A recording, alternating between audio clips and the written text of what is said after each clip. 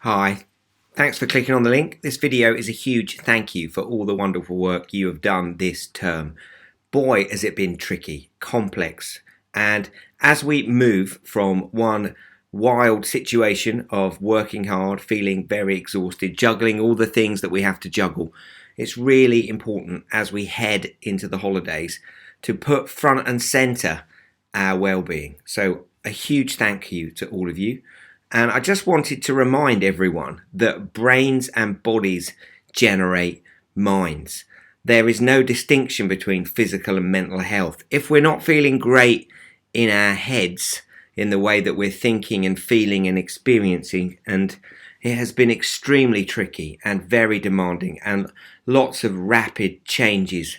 There's that sense right now, isn't there, of here we go again as we head into another Christmas with numbers rising, and it feels all a little oppressive. But whatever is going on in our head is caused by changes in the chemistry and connections in our brain.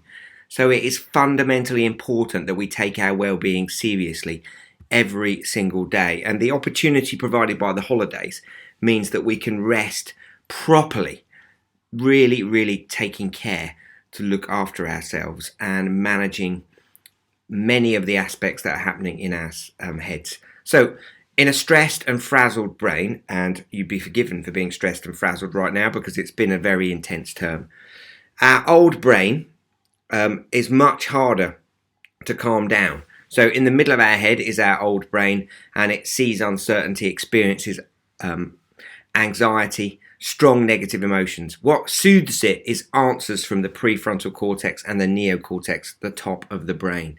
When we're tired, the ability of the prefrontal cortex to calm down the cognitive distortions of the middle of the brain, the difficult feelings, is much reduced. So we need to recharge.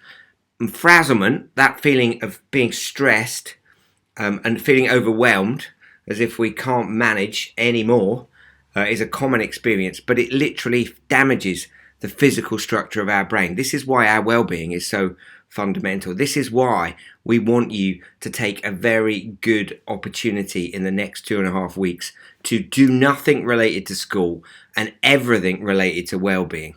So let's just look briefly at what frazzlement does to the physical structure of the brain by looking at a particular issue. So if we look at anxious brains, the research is really clear.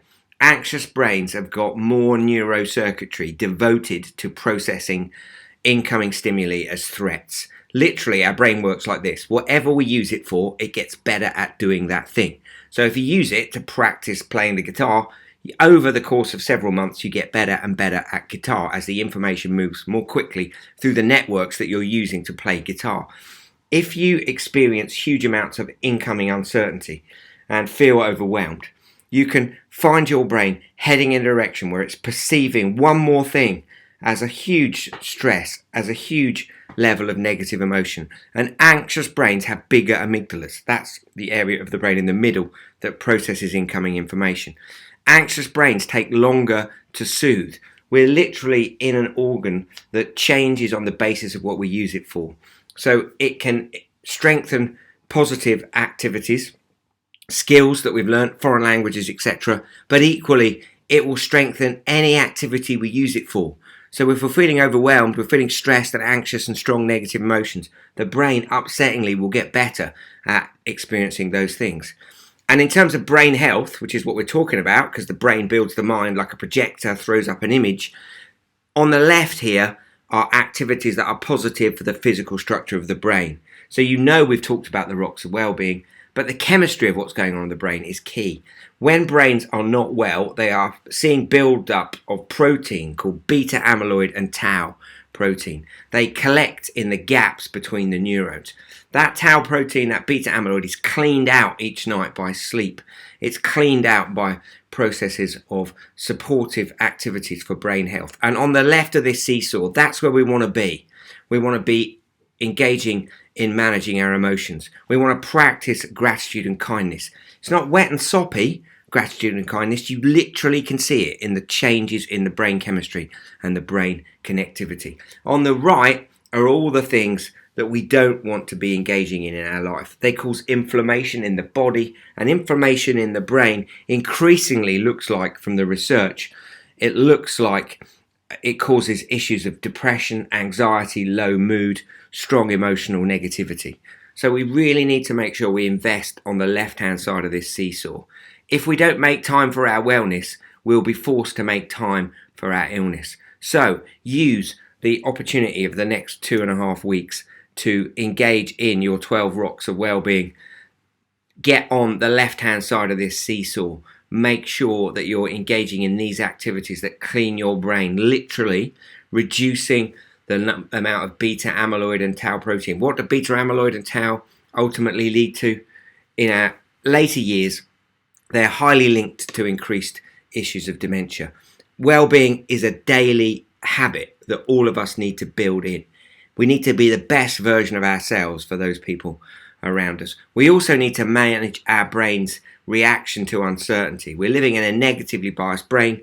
When the amygdala spots some change, it activates and sends messages through to the prefrontal cortex. And we all experience, and boy have we experienced that this week, huge amounts of cognitive distortions, jumping to conclusion, catastrophizing. We need to watch those cognitive distortions. We can't stop them. That is the brain spotting uncertainty, and we need to manage those cognitive distortions by engaging in searches for solutions and noticing when we've become anxious, activating the prefrontal cortex, because that's the thing that's going to calm the amygdala down. We don't want to believe the output of our brain not unskeptically. We want to be careful with our thoughts, because wherever our thoughts go, increasingly that strengthens certain connections in our brain. So we need to manage cognitive distortions. And if you need any support with that, don't forget you've got access to us at any point during the holidays. We are available for 30-minute one-to-ones. We are here for you. And to balance that negative bias of the brain, do the Gladden framework every day. Physical impact inside the brain, generating neurochemicals of positivity, things like serotonin. So write down one thing you're grateful for, one thing you learned, one thing you achieved, one thing that delighted you, one emotion you experienced, one new experience you had. We need to live in balance in our nervous system. 70% parasympathetic. That's 9 of the 12 rocks of well-being. That's everything on the left-hand side of that seesaw. With luck, we get 30,000 days on planet Earth. That's the average life expectancy of men and women. We want you to make the best of every single one of them, so you're there as a member of your family, as a member of your team, as the best version of you. We want all of you to live with passion, learn your brain, love your life. Happy Christmas, and thank you for being part of the NeuroNinja family.